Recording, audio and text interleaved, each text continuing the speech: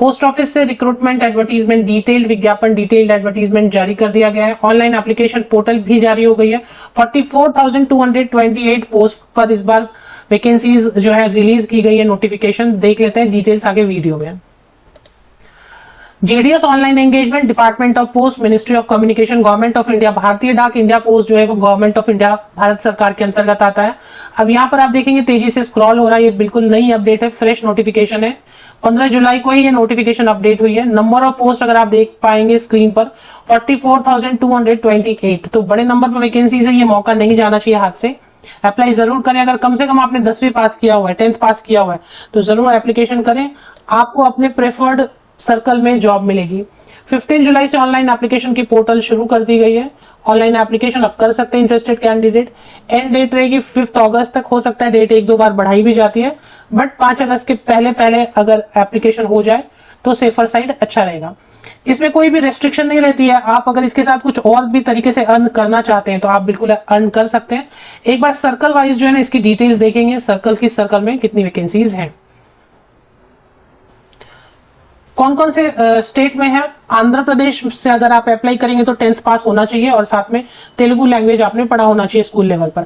आसाम से अगर आप करेंगे अप्लाई तो आसाम से बोडो, बंगाली, बांग्ला, आसामी या असोमिया लैंग्वेज के साथ आप अप्लाई कर सकते हैं, इनमें से किसी एक लैंग्वेज के साथ। बिहार से वैकेंसीज है, हिंदी अगर आपने पढ़ा है स्कूल लेवल पे तो आप अप्लाई कर सकेंगे, या जो लैंग्वेज लिखा है ना ये आपने स्कूल लेवल में पढ़ा होना चाहिए, तब आप एप्लीकेशन कर सकते हैं।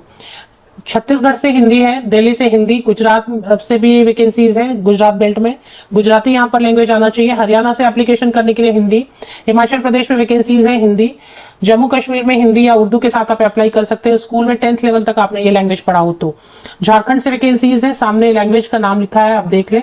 कर्नाटका से कन्नड़ लैंग्वेज, केरला से मलयालम, मध्य प्रदेश से हिंदी, महाराष्ट्र से कोंकण मराठी, महाराष्ट्र से मराठी के साथ आप अप्लाई कर सकते हैं। नॉर्थ ईस्ट में बहुत सारे ऑप्शन दिए, इंग्लिश, हिंदी, खासी, मणिपुरी, गारो, काक बराक, बंगाली, इनमें से किसी एक लैंग्वेज के साथ आप नॉर्थ ईस्ट रीजन से अप्लाई कर सकते हैं। ओडिशा रीजन से अप्लाई करने के लिए उड़िया आना चाहिए। पंजाब से इंग्लिश, हिंदी, पंजाबी का ऑप्शन दिया हुआ है आपको। राजस्थान से अप्लाई करने के लिए हिंदी आपको लैंग्वेज पढ़ा होना चाहिए स्कूल लेवल पर। तमिलनाडु के लिए अप्लाई करने के लिए तमिल लैंग्वेज के साथ अप्लाई कर पाएंगे। उत्तर प्रदेश, उत्तराखंड में भी वैकेंसीज है, हिंदी लैंग्वेज के साथ आप अप्लाई कर सकते हैं। वेस्ट बंगाल में कई सारे ऑप्शंस दिए हुए, Nepali, English, Hindi, Bhutia, Lepcha, Nepali, Bengali and Telangana. Total मिला के अगर आप देखेंगे तो इसमें बाइफर्केशन दी हुई है कैटेगरी वाइज। और यूआर में मींस ओपन कैटेगरी, यूआर का मतलब होता है जनरल की seat, open category OBC, SC, ST, WS, PWD, इसमें अलग अलग कैटेगरीज। तो यहाँ पे टोटल में आप देखेंगे स्टेट वाइज सबकी वैकेंसीज जो है ना लिस्ट दी हुई है।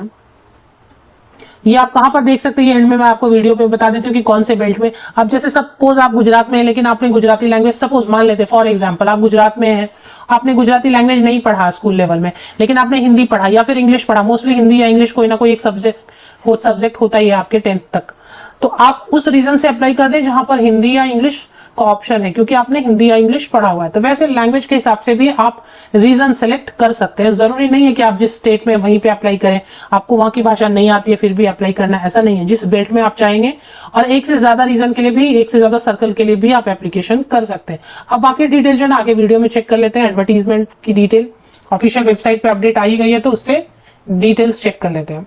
नोटिफिकेशन पे करेंगे क्लिक और डिस्क्रिप्टिव नोटिफिकेशन क्लिक करके ओपन कर लेते हैं। इसमें जो एज की क्राइटेरिया है वो समझेंगे। इमोल्यूमेंट्स, यही मैं आपको बोली थी, इमोल्यूमेंट्स जो है GDS are paid emolument in form of time related continuity allowance which carry an increase भी देंगे, एनुअल इंक्रीज 3% का। और इस बार रेंज बढ़ाया, पहले फिक्स सैलरी देते थे 12,000 या 10,000, बट अभी रेंज किया है। तो ब्रांच पोस्ट मास्टर की सीट वैकेंसीज है, assistant branch post master and Dak सेवक। तो ब्रांच पोस्ट मास्टर के लिए 20,000 से लेके 29,380, 12,000 से लेके 29,000 तक का TRCA स्लैब है, मतलब 4 आवर्स मिनिमम काम करना होता है तो 12,000। इसी तरीके से और अगर आवर्स बढ़ेंगे तो सैलरी का रेंज बढ़ेगा। असिस्टेंट ब्रांच पोस्ट मास्टर या डाक सेवक के लिए मिनिमम 10,000 से लेके 24,470 तक। इसमें अब अलावेंस भी जोड़ा जाएगा, पहले ये अलावेंस नहीं दिया जाता था, डियरनेस अलावेंस नहीं दिया जाता पहले, महंगाई भत्ता। अब अगर महंगाई भत्ता दिया जाएगा तो साल में 2 बार महंगाई भत्ता गवर्नमेंट बढ़ाती है तो वो आपको बेनिफिट मिलेगा। और क्योंकि इसमें लिखा है कि declared by government of India time to time. Gratuity वगैरह भी अभी देना शुरू कर रहे हैं। न्यू पेंशन स्कीम के तहत रेगुलर एम्प्लॉइज को पेंशन भी दी जाएगी। तो ये चीजें अब इसमें आप भी जैसा जानते हैं कि जो पोस्ट ऑफिस से वैकेंसीज आती हैं बड़े नंबर पर, उनमें कौन कौन से पोस्ट होते हैं पर एक बार देख लेते हैं। इस पर कई बार वीडियोस बन चुकी हैं। 15 जुलाई आज की डेट है, 15 जुलाई को वीडियो बन रही है। उस वक्त आज ये ऑनलाइन एप्लीकेशन पोर्टल भी शुरू कर दिया गया। 5 अगस्त तक आप अप्लाई कर सकते हैं। अगर कुछ मिस्टेक हो जाएगी 6 to 8 अगस्त तक आप उसमें करेक्शन कर सकते हैं, चेंज कर सकते हैं। जो पोस्ट रहते हैं उन पोस्ट का नाम है BPM means branch post master, ABPM मतलब assistant branch post master and Dak Sevak. ये सारी जो है ना वैकेंसीज है। अब इसमें एलिजिबिलिटी क्राइटेरिया समझ लेंगे और एज क्राइटेरिया समझेंगे। बाकी सिलेक्शन मैंने आपको बताया ऑटोमेटेड सिस्टम है, उससे मेरिट लिस्ट जनरेट होती है। 10th का मार्क्स केवल इसमें कैलकुलेट होता है। 10वीं आपने बस पास किया है तो काफी है। हालांकि कहते हैं कि कट ऑफ ज्यादा जाती है 95, 90, 98, 96%, लेकिन फिर भी मैं ये कहूंगी इस बार वैकेंसीज बहुत ज्यादा है।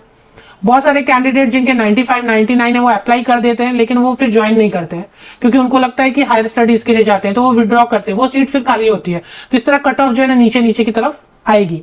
तो इसलिए अपॉर्चुनिटी मिस नहीं करना चाहिए ये सोच के कि मेरा सिलेक्शन होगा ही नहीं। आपका सिलेक्शन होगा या नहीं होगा ये बात की बात है। सबसे पहले बड़ी अपॉर्चुनिटी आई है और इसके साथ आपको कोई रेस्ट्रिक्शन नहीं, आप दूसरा भी कुछ अर्न कर सकते हैं, दूसरे तरीके से भी आप अर्निंग कर सकते हैं। बट ये एक तरीका और फिक्स हो जाएगा कि इससे भी आप कुछ सैलरी पॉकेट मनी टाइप कमा सकते हैं। मिनिमम 18 ईयर्स होना चाहिए, मैक्सिमम अपर एज लिमिट 40 ईयर्स होना चाहिए। जनरल कैंडिडेट्स के लिए 40 वर्ष ऊपरी आयु सीमा है, 40 वर्ष तक के कैंडिडेट अप्लाई कर सकते हैं। महिला पुरुष अभ्यर्थी पीडब्ल्यूडी कैंडिडेट सभी अप्लाई कर सकते हैं। एससी एसटी कैंडिडेट रहेंगे तो 5 साल की छूट मिलती है ऊपरी आयु सीमा में, ओबीसी कैंडिडेट को 3 साल की एंड पीडब्ल्यूडी कैंडिडेट्स को 10 साल की छूट मिलती है ऊपरी आयु सीमा में। एजुकेशनल क्वालिफिकेशन के बारे में 10th पास होना काफी है। 10th पे कोई परसेंटेज नहीं मांग रहे हैं कि 50 चाहिए, 60% चाहिए। आपने 10th पास कर लिया है किसी भी बोर्ड से, लेकिन मैथ्स और इंग्लिश पढ़ा है तो 10th तक तो मैथ्स और इंग्लिश सब्जेक्ट रहता ही है। इसके बाद आपने एक लोकल लैंग्वेज जो मैंने वहां पर बताया सबसे पहले, वो लोकल लैंग्वेज आपने 10th स्टैंडर्ड तक पढ़ा है। अब जैसे मान ले मैंने एग्जांपल दिया कि आप गुजरात में रह रहे हैं लेकिन आपने गुजराती नहीं पढ़ा किसी कारण से, तो आप ऐसे रीजन से ऐसे सर्कल से अप्लाई करेंगे जहां पर हिंदी है, इंग्लिश है या ऐसा सब्जेक्ट है जो आपने लैंग्वेज पेपर जो आपने 10th तक पढ़ा है, तो वो ऑप्शन आपके लिए है। एक से ज्यादा सर्कल्स के लिए भी आप अप्लाई कर सकते हैं। फीस की बात कर लेते हैं। थोड़ा नॉलेज ऑफ कंप्यूटर साइकिलिंग वगैरह अगर आता है तो ठीक है। चलिए फीस की डिटेल हम चेक करेंगे। फीस ज्यादातर कैंडिडेट्स के लिए नहीं है।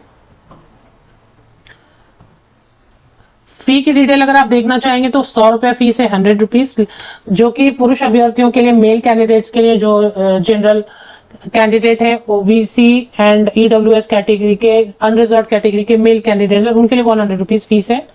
And SC ST PWD candidate और सभी महिला अभ्यर्थियों के लिए नो फी है।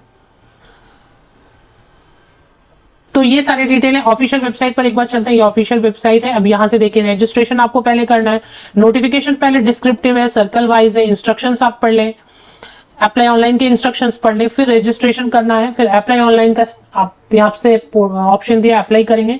फी पेमेंट जिनको फी देनी है वही करेंगे, बाकी लोग जिनके फ्री है वो तो फ्री ऑफ कॉस्ट अप्लाई करेंगे। किसी तरह की प्रॉब्लम हो जाती है तो ग्रीवेंस में यहाँ पे आप देख सकते हैं, एफएक्यू में पढ़ सकते हैं कोई। ये ऑफिशियल वेबसाइट है, इसकी लिंक आपको वीडियो के डिस्क्रिप्शन बॉक्स में मिल जाएगी। वीडियो के डिस्क्रिप्शन बॉक्स को नीचे तक स्क्रॉल डाउन करके चेक कर लें। ऑफिशियल वेबसाइट है जीडीएस ऑनलाइन एंगेजमेंट की।